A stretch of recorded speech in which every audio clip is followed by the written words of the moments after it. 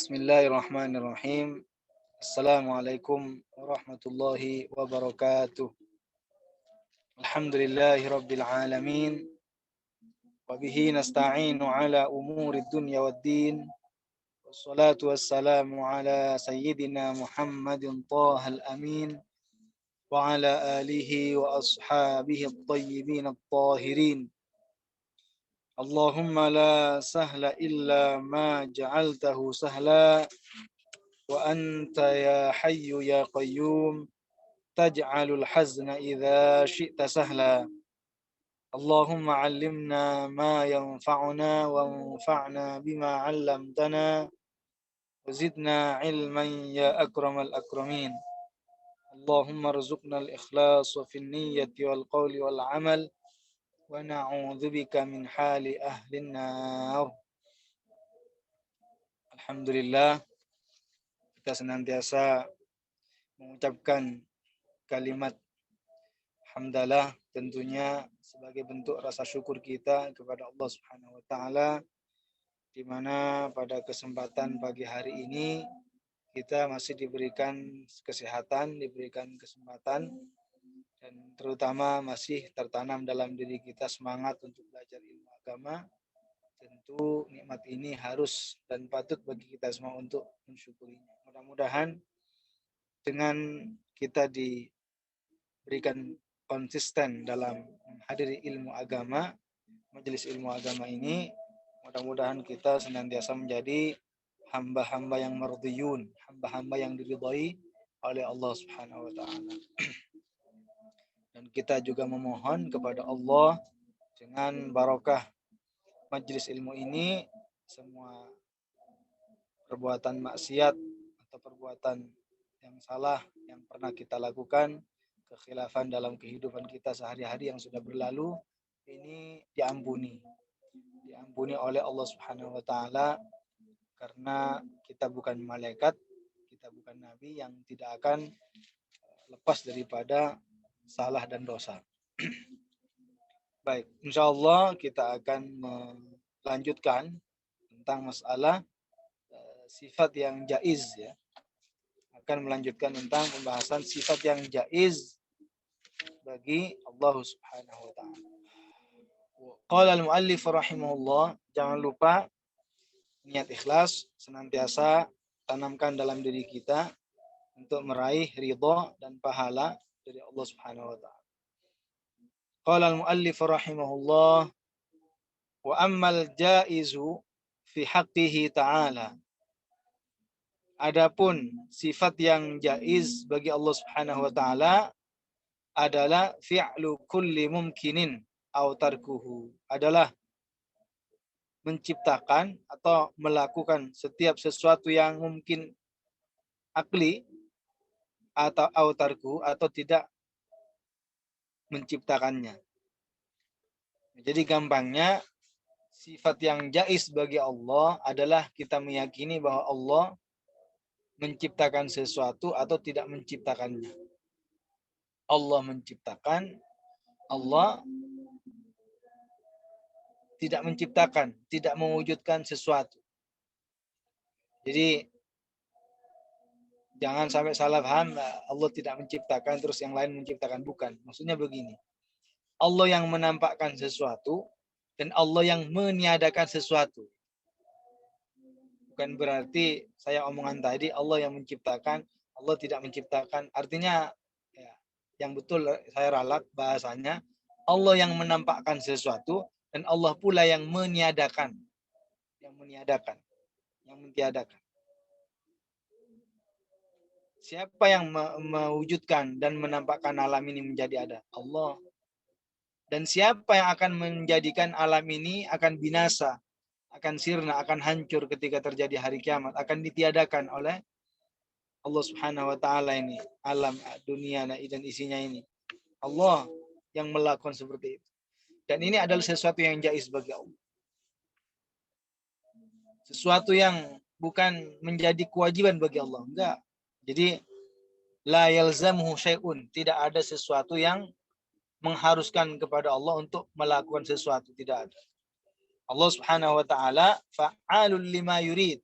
Allah kuasa menciptakan apa yang Allah kehendaki. Tanpa ada yang memaksa.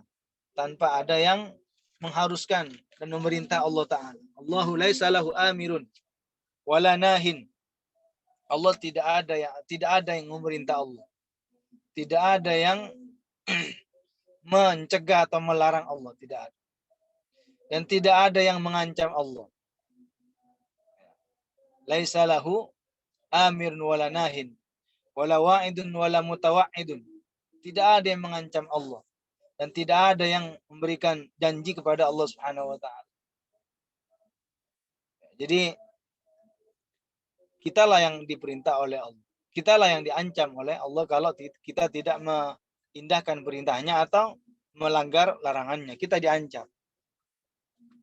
Orang-orang yang tidak melakukan ketaatan kepada Allah, orang-orang yang tidak beriman kepada Allah akan diberikan hukuman oleh Allah Subhanahu wa taala. Ini adalah sebuah ancaman. Dan Allah memberikan janji bagi orang-orang yang taat, bagi orang-orang yang melaksanakan perintahnya dan menjauhi segala larangannya. Janjinya apa? Akan diberikan kabar gembira, yaitu mendapatkan balasan kelak di akhirat, balasan yang baik tentunya. Jadi sifat jaiz bagi Allah artinya kita meyakini, percaya secara pasti tanpa ada keraguan sedikit pun bahwa Allah yang menciptakan sesuatu dan mewujudkan sesuatu, dan Allah pula lah yang meniadakan sesuatu. Dan ini Allah ketika mewujudkan sesuatu atau meniadakan sesuatu, itu bukan suatu kewajiban. Bukan suatu kewajiban.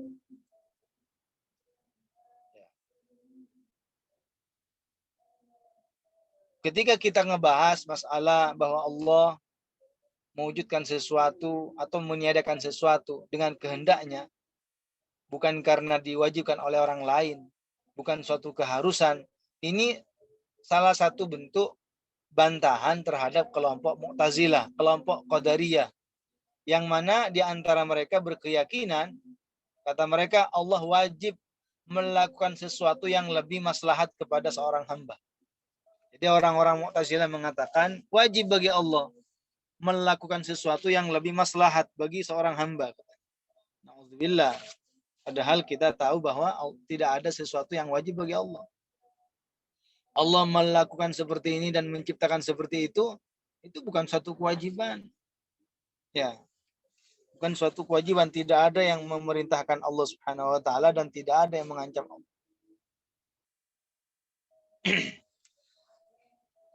Jadi ini makna daripada sifat yang jaiz.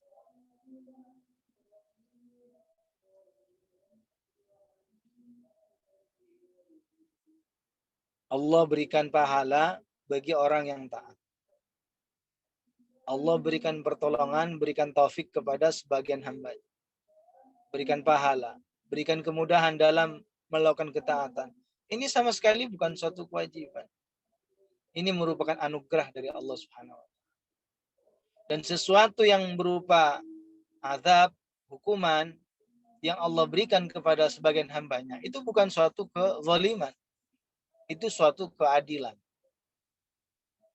Tidak berlaku bagi Allah yang namanya sifat zalim, tidak berlaku bagi Allah. Kenapa? Karena zalim itu definisinya adalah mukhalafatu amri wa nahyi man lahul amru wan nahyu. Jadi zalim itu, definisi zalim adalah mukhalafatu amri wa nahyi man lahul amru wan nahyu. Menyelisihi ya perintah dan larangan yang memiliki perintah dan larangan. Artinya apa? Artinya ketika kita menyelisihi apa yang diperintahkan oleh Allah, kita dikatakan zalim. Ketika kita menyelisihi apa yang dilarang oleh Allah, menyelisihi, ini dicegah, dilarang oleh Allah, dilanggar. Itu kita yang dikatakan sebagai zalim. Adapun Allah Subhanahu wa taala enggak dikatakan demikian. Karena tidak ada yang memerintah Allah, tidak ada yang melarang Allah. Bagaimana bisa berlaku bagi Allah yang namanya sebuah sifat zalim? Definisi lain tentang zalim adalah wad'u syai'i fi ghairi mahallihi. Definisi tentang zalim menurut sebagian ulama adalah meletakkan sesuatu bukan pada tempatnya, ya kan? Meletakkan atau menempatkan sesuatu bukan pada tempatnya, dikatakan zalim. Disuruh begini, diperintah seperti ini, tidak dikerjakan. Diberikan kesehatan, diberikan harta, diberikan usia, diberikan banyak pemberian Allah, suruh gunakan dalam hal-hal yang diperbolehkan, hal-hal yang diizinkan oleh Allah. Disalahgunakan. Zalim. Allah Subhanahu wa taala memerintah kepada orang-orang untuk beriman terus tidak iman. Tidak beriman kepada Allah Subhanahu wa taala. Zalim.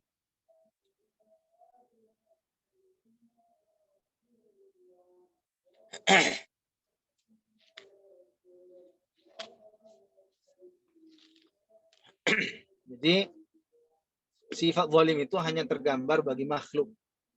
Adapun Allah sendiri mustahil. Wa ma rabbuka bidzallamin lil abid. Allah Subhanahu wa taala tidaklah zalim kepada para hambanya. Tidak dikatakan zalim.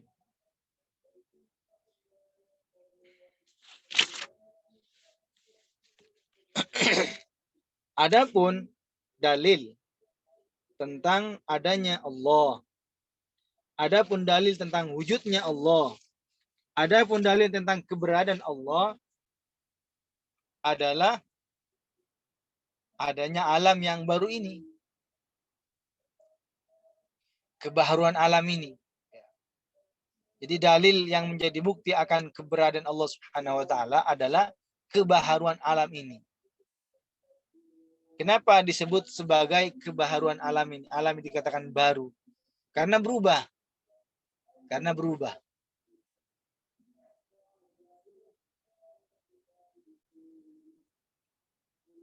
Al-alamu mutaghayyir. Al-alam mutaghayyir. Wa kullu mutaghayyirin hadis. Alam itu berubah. Dan setiap sesuatu yang berubah itu baru. Setiap sesuatu yang berubah itu baru.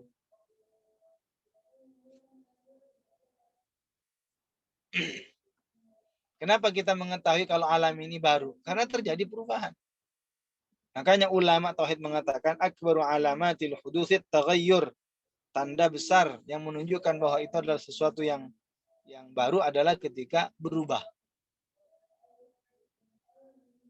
Yang ngaji sekarang ini nggak ada yang langsung ketika lahir dalam fisik segede ini. Tidak ada langsung tiba-tiba besar, tiba-tiba gede badannya, tiba-tiba tinggi. Tidak ada. Jadi segala sesuatu yang selain Allah Subhanahu wa taala pasti yang namanya perubahan itu akan dialami. Berubah dari satu kondisi ke kondisi yang lain. Berubah. Bukan hanya manusia. Semuanya. Kondisi alam, cuaca, ya, musim hujan, jadi musim kemarau, dari cuaca ekstrim, ya, kena angin, badai dan segala macam banyak bencana, berubah. Itu makhluk, itu perkara yang baru. Karenanya tidak boleh dikatakan Allah itu duduk bertempat atau bersemayam di atas arsy. Kenapa? Karena seandainya Allah diyakini duduk di atas arsy, berarti sebelum menciptakan arsy, Allah tidak duduk. Karena belum ada arsy. Karena arsy itu makhluk. Seandainya Allah dikatakan duduk di atas arsy, bersemayam di atas arsy, kan otomatis berarti apa? Sebelum menciptakan arsy, Allah ada tanpa arsy, tanpa duduk di atas arsy. Dan setelah menciptakan arsy, Allah menduduki arsy. Kan berubah. Dan yang berubah itu adalah sesuatu yang baru. Dan itu mustahil bagi Allah Subhanahu wa taala.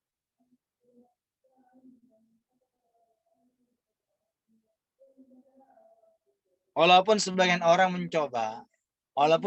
orang itu mencoba ingin membela keyakinan mereka dengan mengatakan Allah itu bersemayam, tapi kita serahkan saja bagaimana bersemayamnya. Kata mereka, Allah itu duduk di atas arsy, tapi Allah alam duduknya seperti apa, kita nggak perlu tahu. Lalu apa? Melontarkan sebuah perkataan yang itu dinisbatkan kepada Imam Malik, padahal itu tidak sabit. tidak benar kalau itu adalah sesuatu merupakan perkataan Imam Malik. Bukan. Apa katanya? Al-istiwa'u ma'lum wal kaifu majhul. Istiwa itu disebutkan benar adanya dalam Al-Quran. Sedangkan kaifnya, bagaimananya, istiwanya, itu majhul, tidak diketahui. Makanya mereka mengatakan, kita nggak tahu, yang penting kita yakini Allah itu duduk. Seperti apa duduknya kita nggak perlu tahu. Kata mereka, Allah itu bersemayam, tapi kita nggak perlu tahu bagaimana bersemayamnya.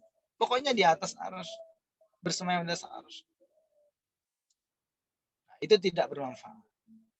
Pertama, perkataan yang mereka katakan itu yang dinisbatkan kepada Imam Malik itu tidak benar. Itu bukan riwayat yang sahih. Kalau riwayat yang sahih dari Imam Malik adalah al-istiwa'u ma'lum wal kaifu anhu marfu'. Ya, wal kaifu anhu marfu'. Al-istiwa itu maklum, artinya maklum menurudu fil Quran. Maklum, dikenal, diketahui keberadaannya tentang penyebutannya dalam Al-Quran. Wal kaif anhu marfu, sedangkan kaif itu mustahil.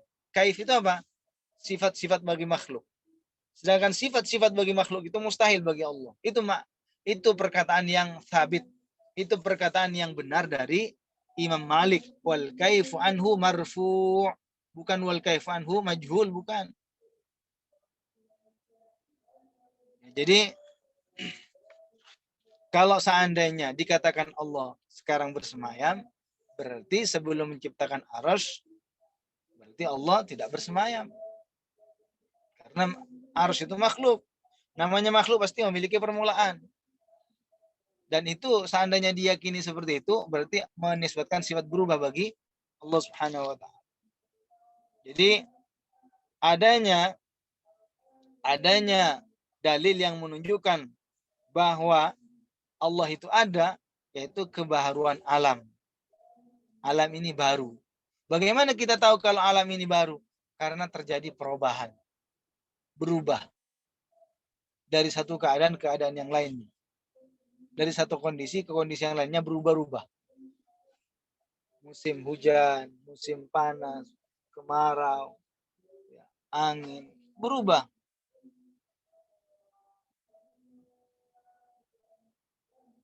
Bagaimana kalau kita lihat kondisi manusia, kondisi orang-orang, kadangkala sedih, kadangkala gembira, kadangkala biasa. Dalam satu kondisi dengan kondisi yang lainnya berbeda-beda. Berubah. Matahari terbit di ufuk timur, tenggelam di ufuk barat, berubah. Demikian juga bintang, berubah. Nampak ketika malam hari, siang kelihatan. Kalau kita mengamati, kalau kita mencermati alam ini, pikirkan serta hayati kehidupan kita sehari-hari yang ada pada diri kita sendiri ataupun yang ada di sekitar kita. Disitulah akan kita tahu bahwasanya betapa sempurnanya sifat kudrahnya Allah Subhanahu wa Ta'ala. Tafakkaru fi khalqillah wala tafakkaru fi dzatillah. Cermatilah, perhatikanlah, renungilah ciptaan-ciptaan Allah itu. Wala tafakkaru fi dzatillah, dan janganlah kalian berpikir tentang zat Allah Subhanahu wa Ta'ala. Ada malam, ada siang, ada cahaya, ada kegelapan, ada laki-laki, ada perempuan, ada kemaksiatan, ada ketaatan, ada keimanan, ada kekufuran. Semuanya yang beraneka ragam di alam ini, pikirkan serta cermati. Maka disitulah kita akan meyakini bahwa ada yang mengatur alam ini, ada yang menciptakan, ada yang menghendaki seperti ini dan seperti itu. Jadi semuanya ini yang di alam ini, segala sesuatu yang ada di alam ini yang sudah tertata rapi, yang manusia di bawah, yang malaikat di atas, yang bumi di atas, yang langit di atas, surga ada di atas langit yang ketujuh, neraka ada di bawah bumi yang ketujuh. Tertata. Ini ada yang menentukan, ada yang menentukan dan mengkhususkan tempatnya. Ini lahir di wilayah ini lahir di sana, ini berkulit hitam, ini berkulit putih, ini berkulit seperti ini. Berbeda-beda, bermacam-macam karakter dan akhlak, sikap dan selainnya. Mulai dari kepandaian,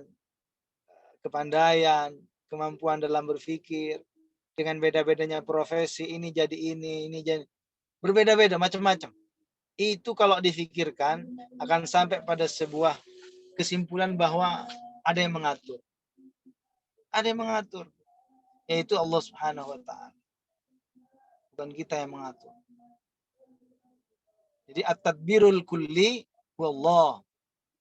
Yang mengatur secara keseluruhan kepada alam ini adalah Allah. Adapun at-tadbirul juz'i itu malaikat. Ada pengaturan itu secara kulli, secara menyeluruh, secara menyeluruh kepada kesemuanya. Ada pengaturan secara terbagi-bagi, artinya tidak menyeluruh. Jadi ada at-tadbirul kulli, ada at-tadbirul juz'i. Mengatur kepada keseluruhan di alam ini dan isinya secara menyeluruh. Siapa yang mengatur? Allah Subhanahu wa taala. Adapun pengaturan yang tidak secara menyeluruh siapa? Malaikat, tetapi mereka pun atas perintah Allah. Mereka ada yang ditugas untuk mengurus air hujan. Ada yang diperintah untuk mengurus dan menjaga manusia, dijaga. Jadi kita ini setiap hari, setiap malam dijaga.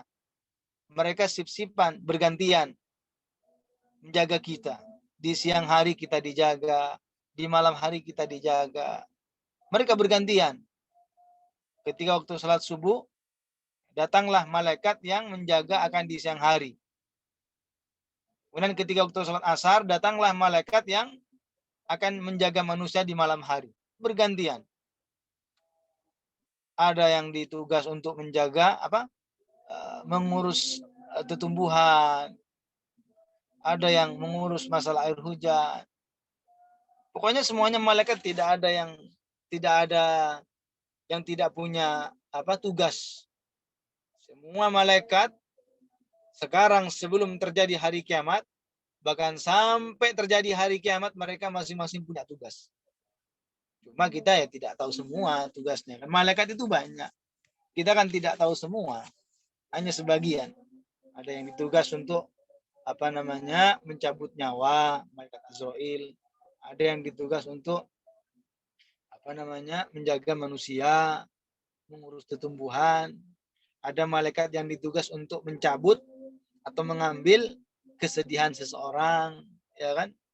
Jadi ada malaikat yang khusus yang tugasnya untuk mengambil rasa kesedihan. Coba bayangkan, orang kalau seandainya kena kesedihan dan tidak diambil-ambil kesedihan, sedih terus. Tapi kan tidak selamanya. Jadi ada malaikat yang ditugas oleh Allah untuk mencabut rasa kesedihan, kesusahan, rasa sedih.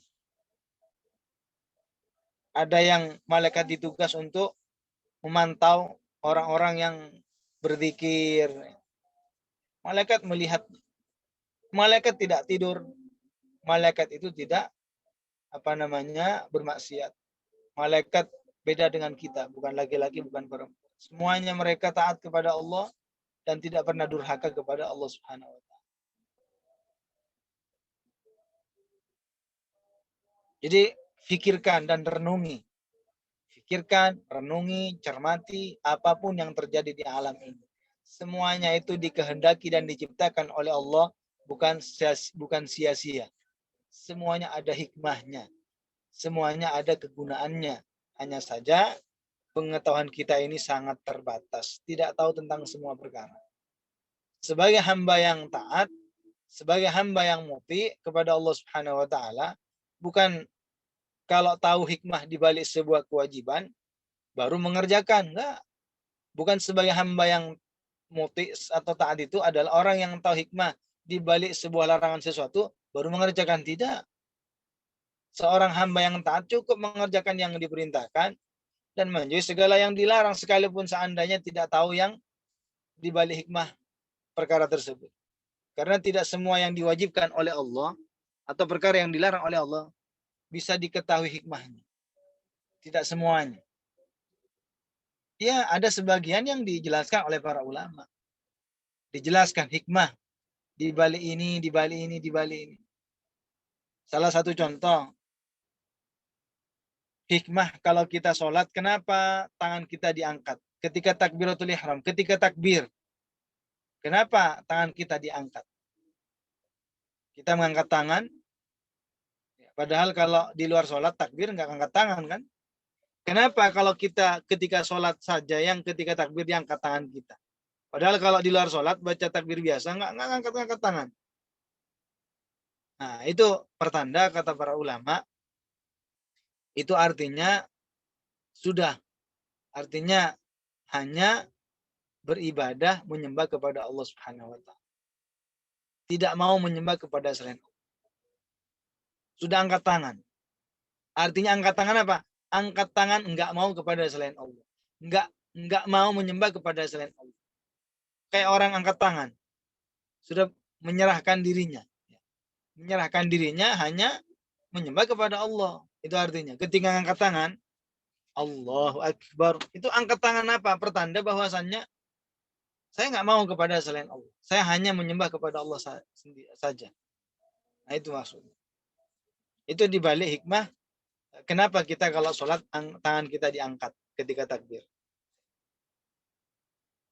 Jadi kita kalau mencermati, kita merenungi, kita lihat bagaimana isi alam ini semuanya, kita akan merasa bahwasannya betapa dan sungguh sempurnanya sifat kudrahnya Allah Subhanahu wa taala yang meniadakan dan mengadakan. Setiap detik banyak hal-hal yang bermunculan. Dan itu semuanya dikehendaki oleh Allah Subhanahu wa taala.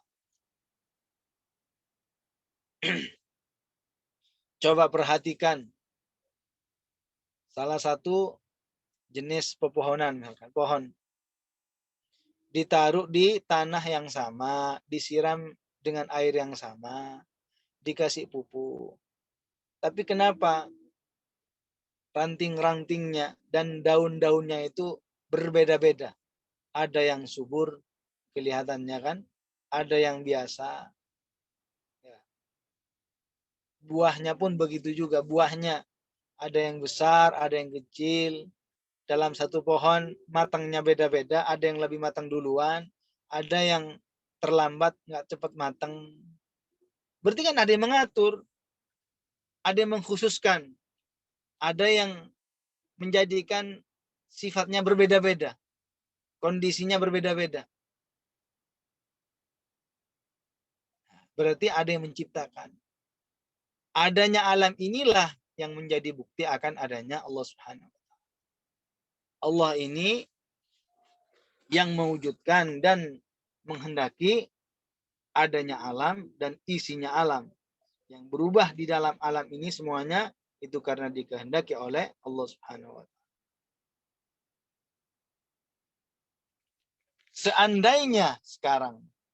Seandainya dikatakan bahwasannya alam ini tidak ada yang memunculkan, akan tetapi ada dengan sendirinya, muncul dengan sendirinya, terwujud dengan sendirinya, maka ini meniscayakan bahwa salah satu daripada dua perkara, yaitu antara tidak ada dan ada, itu menjadi sama. Menjadi sama. Padahal ketika sesuatu itu tidak ada, berarti ada yang meniadakan. Dan sesuatu yang ada, berarti menunjukkan ada yang mengadakan. Kalau seandainya tidak ada yang mengadakan, berarti kan sama antara ada dengan tidak ada itu kan sama. Dan itu mustahil, nggak mungkin sesuatu ada dan tidak ada itu berkumpul dalam satu waktu. Berarti sesuatu yang ada, berarti ada yang mengadakan. Dan sesuatu yang tidak ada, berarti ada yang meniadakan. Kalau seandainya alam ini sebelumnya tidak ada. Kemudian sekarang menjadi ada. Dikatakan tidak ada yang menciptakan, ya berarti kan sama. Sama-sama antara ada dan tidak ada sama-sama. Padahal itu mustahil, nggak mungkin berkumpul. Nggak mungkin nggak mungkin terjadi. Karena pasti ketika mengunggulkan salah satunya, misalkan tidak ada, berarti ada yang meniadakan. Kalau misalkan ada, berarti ada yang mengunggulkan ada daripada tidak ada. Jadi dua perkara, ketika muncul salah satu dari dua perkara tersebut, itu berarti ada yang memunculkan. Nggak mungkin itu muncul sendiri gitu. Nggak mungkin itu muncul sendiri tanpa ada yang menciptakan, tanpa ada yang mengunggulkan. Kayak kita manusia sekarang, manusia ada sebagai pengganti daripada tidak ada. Nah, ketika ada, berarti ada yang mewujudkan, ada yang mengunggulkan kita, yaitu ada daripada tidak ada. Siapa? Allah Subhanahu wa taala.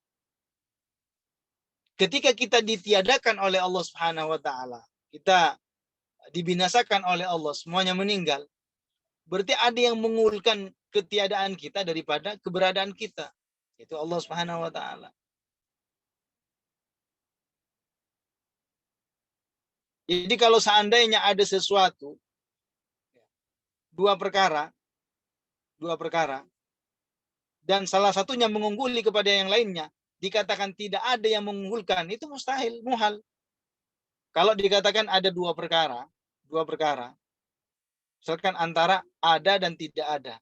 Kalau dikatakan keberadaannya itu tidak ada yang mengunggulkan, itu tidak akan diterima oleh akal. Pasti ketika keberadaan itu diunggulkan daripada ketiadaan, berarti ada yang mengadakan, ada yang mengunggulkan. Dan ketika ketiadaan itu diunggulkan daripada keberadaan, juga berarti ada yang mengunggulkan keberadaan daripada ketiadaan. Jadi mustahil tidak akan diterima oleh akal kalau dikatakan ada dengan sendirinya alam ini. Mustahil. Tidak diterima oleh akal.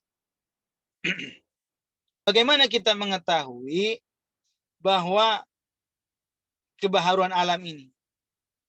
Bagaimana kita membuktikan kalau alam ini dikatakan perkara yang hadis, perkara yang baru? Karena alam ini senantiasa menempel padanya yaitu sifat-sifat baru. Ya.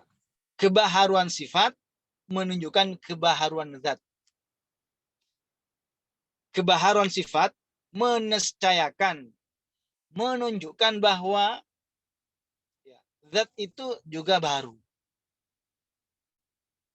Alam ini tidak akan terlepas daripada dua perkara. Alam ini pasti tidak akan terlepas dari dua perkara. Yang pertama, benda. Yang kedua, sifat benda. Benda dan sifat benda ini senantiasa tidak akan terlepas, tidak akan terpisah-pisah. Selalu sifat benda ada pada benda. Kita tahu kalau sifat benda itu baru. Maka kebaharuan sifat yang ada pada benda, maka menunjukkan benda itu juga baru. Bagaimana kita mengetahui kalau matahari itu baru? Karena sifatnya berubah. Muncul, terbit di timur, di ufuk timur, dan tenggelam di arah barat, di ufuk barat. Itu kan berubah. Nah, sesuatu yang berubah itu pasti meniscayakan yang disifati itu juga menunjukkan bendanya itu baru, mataharinya. Zatnya matahari juga baru.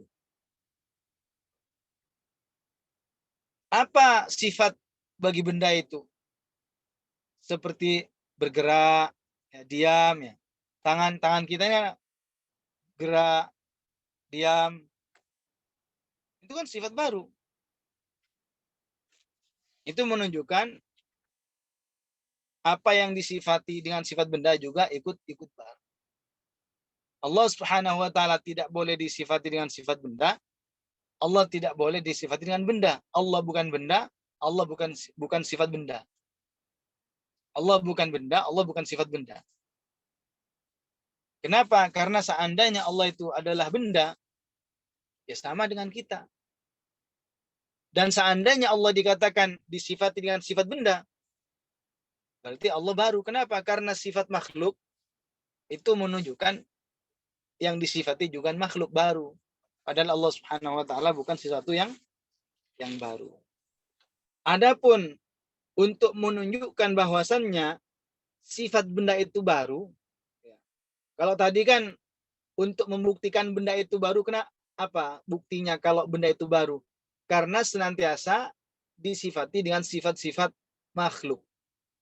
Itu karena kebaharuan sifat menunjukkan kebaharuan zat. Nah, gimana sekarang kalau ingin membuktikan bahwa sifat itu sendiri baru? Yaitu karena kita sudah melihat langsung, yaitu berubah dari satu keadaan ke keadaan yang lain. Musyahadatu taghayyuriha min adamin ila wujud wa min wujudin ila adamin. Yaitu terjadinya perubahan pada sifat benda tersebut. Berubah menjadi ada, berubah menjadi tidak ada. Ya. Kayak tadi yang saya contohkan, tangan bergerak, lalu diam, bergerak. Nah, itu sifat benda. Jadi sifat benda itu ketika terjadi perubahan, itulah menunjukkan bahwa sifat itu adalah perkara yang hadis, perkara yang baru.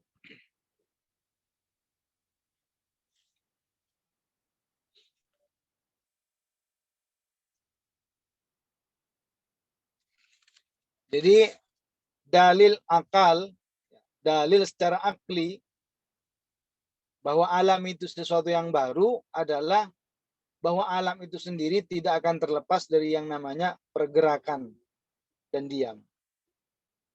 Alam itu ya selain Allah, alam itu selain Allah.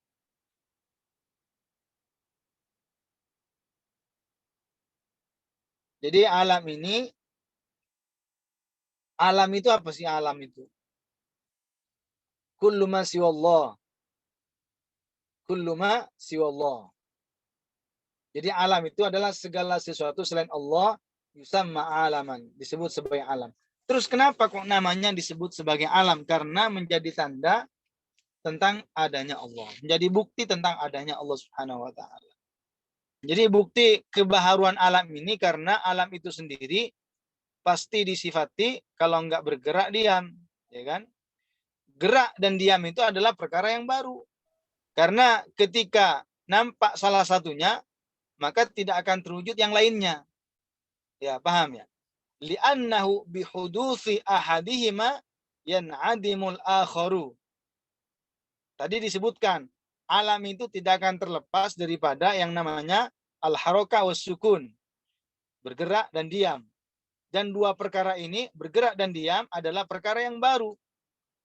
Maka dengan nampak salah satunya, berarti akan meniadakan salah satu yang lain. Contoh, ada gerakan. Berarti pada saat itu pula tiada yang namanya diam.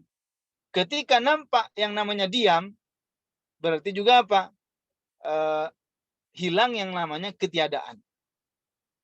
Ini maksud daripada kalau ingin membuktikan alam itu adalah perkara yang baru. Jadi sesuatu yang pasti disifati dengan perkara yang baru, maka itu benda itu juga baru. Sesuatu yang disifati dengan sesuatu yang baru, maka menunjukkan perkara itu sendiri itu disifati dikatakan juga baru. Karena diam perkara yang baru, bergerak juga baru, maka yang disifati dengan bergerak dan diam juga perkara baru. Fama la yakhlu minal hadithi hadithun fal ajsamu hadithatun. Maka sesuatu yang tidak terlepas dari perkara yang baru, maka itu adalah perkara yang baru juga.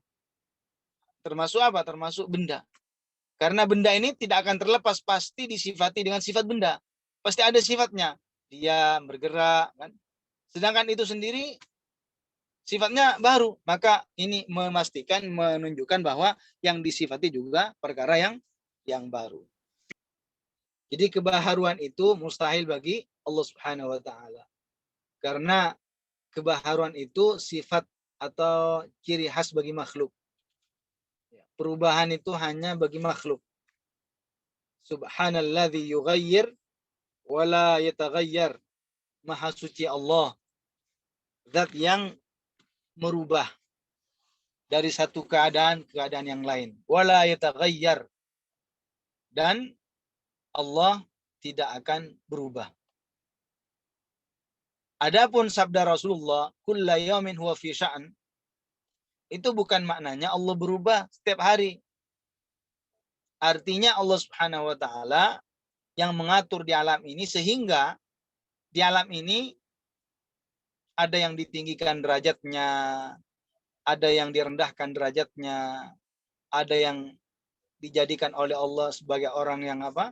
Yang semangat, ketakwaannya kepada Allah, ada justru semakin melemah dan semangatnya sudah tidak ada.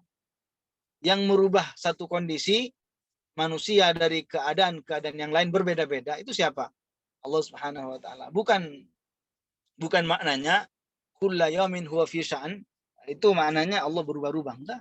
Jadi Allah Subhanahu wa taala mustahil sifat berubah. Apapun yang Allah kehendaki tentang wujudnya pasti terjadi. Jadi Allah Subhanahu wa taala yang menghendaki semuanya terjadi. Jam sekian, tahun sekian, hari sekian, dengan bentuk seperti ini, dengan bentuk seperti itu. Ya. Dengan jumlah yang belajar seperti ini, dengan posisi di tempatnya masing-masing. Ya. Tidak offline, tetapi online misalkan. Ini semuanya siapa yang mengatur? Allah Subhanahu wa taala, bukan kita. Bukan kita. Jadi di alam ini yang mengatur secara keseluruhan itu adalah Allah Subhanahu wa taala, hakikatnya. Jadi kayak manusia hanya bisa menyusun strategi. Tapi hakikatnya semuanya yang mewujudkan itu semuanya siapa? Allah Subhanahu wa taala. Ada orang ingin sukses, disusun strateginya untuk mendapatkan kesuksesan dengan cara berusaha, bekerja keras, dengan cara-cara tertentu yang dilakukan. Nah, itu cuma manusia yang bisa dilakukan. Adapun lebih daripada itu tidak bisa. Jadi situlah pentingnya kita bertawakal kepada Allah seiring dengan kita mengerjakan sesuatu. Karena dengan bertawakal kepada Allah, maka kita akan diberikan rasa cukup. Wa may yatawakkal 'ala Allahi fahuwa hasbuh. Wa may yatawakkal 'ala Allahi fahuwa hasbuh.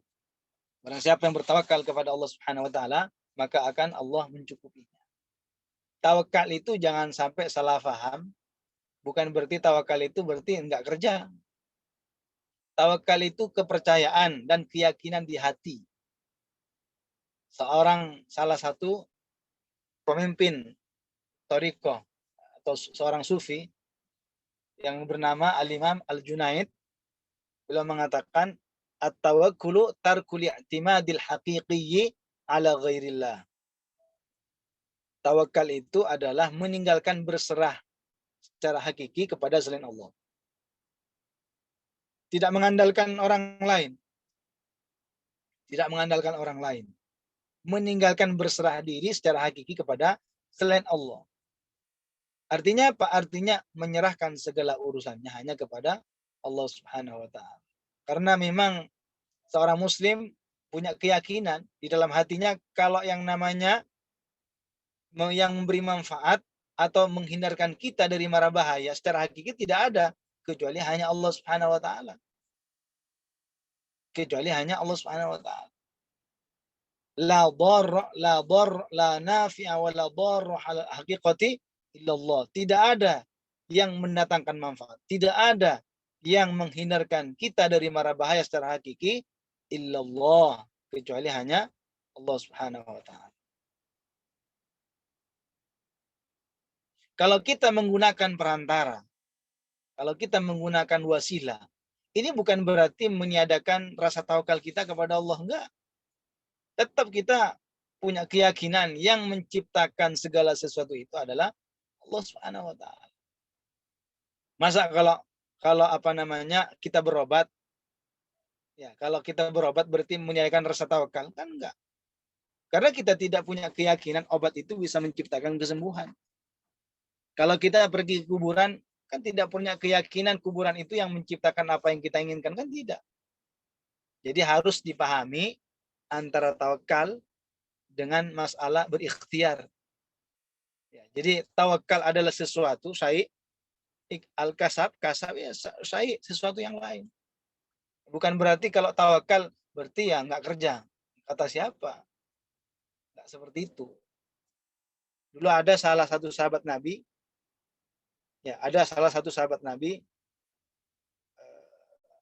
minta masukan kepada Rasulullah. Mengatakan kepada Rasulullah, wahai Rasulullah, untaku ini untuk unta saya ini, saya ikat untanya, atau saya lepas saja, tawakal aja kepada Allah Subhanahu wa taala, nggak perlu saya ikat. Apa kata Rasulullah? Iqilha wa tawakkal. Ikatlah kemudian kamu tawakal kepada Allah Subhanahu wa taala. Ini bukti kalau yang namanya ikhtiar, bentuk usaha kita untuk meraih sesuatu itu tidak meniadakan rasa tawakal kita kepada Allah, enggak ada. Tidak meniadakan rasa tawakal kita kepada Allah Subhanahu wa taala. Cuma kebanyakan orang itu tawakalnya kurang. Kebanyakan orang itu tawakalnya kurang. Tawakalnya kurang, padahal sudah jelas-jelas Allah sendiri mengatakan wa may yatawakkal 'alallahi fahuwa hasbuh. Barang siapa yang bertawakal kepada Allah, maka akan dicukupi kehidupannya. Kan Allah tidak mengatakan akan dibuat kaya, akan dicukupi apa yang dia inginkan. Karena tidak ada yang kaya hakikatnya, kecuali hanya Allah Subhanahu wa taala. Pernah suatu hari Abdullah ibn Mas'ud itu ditanya oleh Rasulullah, apa kamu akan membenarkan kalau orang yang kaya itu ya banyak hartanya? Apa kata Abdullah bin Mas'ud? Iya, orang yang kaya yang banyak hartanya. Rasulullah bertanya lagi, apakah orang miskin, orang fakir itu berarti orang yang tidak punya harta? Apa katanya Abdullah bin Mas'ud? Iya, tidak punya harta. Kata Rasulullah, bukan. Orang yang kaya adalah orang yang kaya hati. Orang kaya hati. Betapa banyak orang-orang itu harta banyak, tapi hatinya tidak kaya, miskin, kurang terus. Betapa banyak orang yang memiliki harta banyak, berlipat, tapi hatinya tidak ada rasa kecukupan. Tidak ada rasa kecukupan, kurang terus begitu. Jadi hakikat daripada miskin hati, fakir. Hatinya tidak ada rasa menerima, tidak ada rasa qanaah.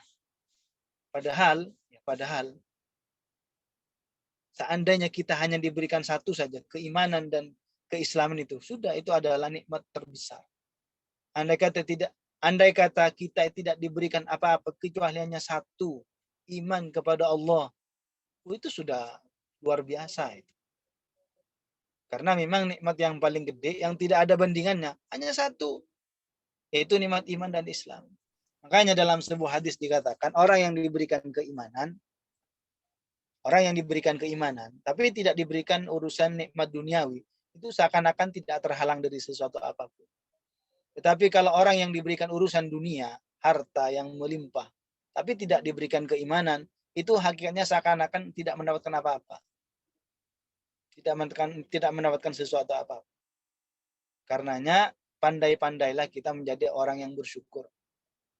Orang-orang yang betul-betul bersyukur sangat-sangat sedikit. Yang betul-betul nikmat-nikmat yang Allah berikan itu digunakan dalam hal yang diperbolehkan dan konsisten dalam melakukan hal tersebut, itu sangat-sangat sedikit. Allah berfirman, wa qalilun min ibadiyasy syakur.